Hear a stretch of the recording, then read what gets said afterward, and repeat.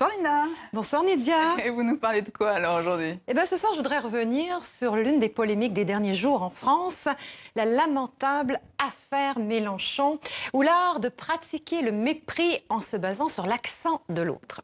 Pour celles et ceux qui auraient raté cet épisode, je vous en rappelle les grandes lignes. C'était mercredi à l'Assemblée nationale.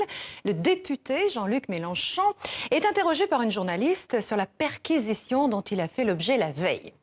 Au lieu de répondre normalement à cette question, même si elle est un peu déplaisante, il se met à imiter l'accent de son interlocutrice, un accent toulousain, puis il lui tourne le dos et lance, fier de lui, « Quelqu'un a-t-il une question en français ?» Monsieur Mélenchon, vous êtes le patron d'un parti politique, ancien candidat à la présidentielle, député de Marseille. Même si depuis vous vous êtes excusé, je tenais à vous dire que vous avez été génial. Pas pour votre condescendance et votre misogynie, non, quand même pas. Non, si je dis ça, c'est parce que, sans le vouloir, vous avez mis le doigt sur un vrai sujet de société. Se moquer de quelqu'un parce que son accent est différent du vôtre, ça s'appelle la glottophobie. Cherchez pas dans le dictionnaire.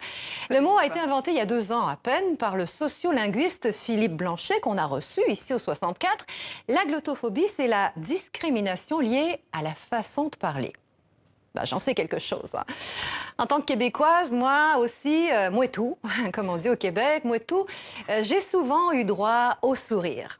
Vous êtes Canadienne? Ouais. Moi aussi. Moi tout, ça m'agace. C'est drôle parce que pour un Parisien, c'est toujours le Marseillais qui a un accent. Pour le Marseillais, c'est le Parisien. Pour un ch'ti, un Alsacien ou pour un jeune des banlieues, c'est le Breton qui a un accent. En fait, en France, tout le monde a un accent. Hein. Les accents, ça fait partie de l'identité de la France.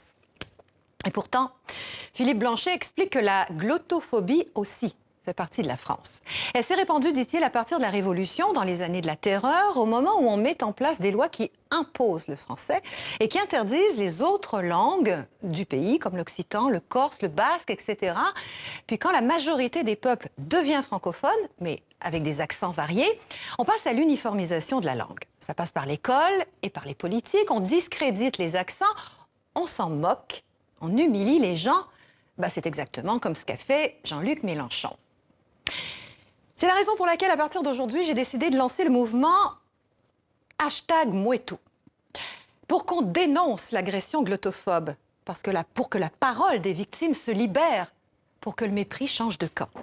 Je vous invite à partager vos expériences, #Mouetou sur les réseaux sociaux, parce que l'accent, disait un poète, bah, c'est la musique d'une langue, tout simplement. Et vous avez tout à fait raison, Linda. Merci, Linda Giguère. Et vive les accents. #Mouetou, c'est ça? Mouetou. C'est comme ça qu'on dit. Moi aussi. Moi aussi, voilà. Avec cet accent si charmant canadien. Pas de glottophobie, évidemment. Sur TV5 Monde, voilà, c'est dit.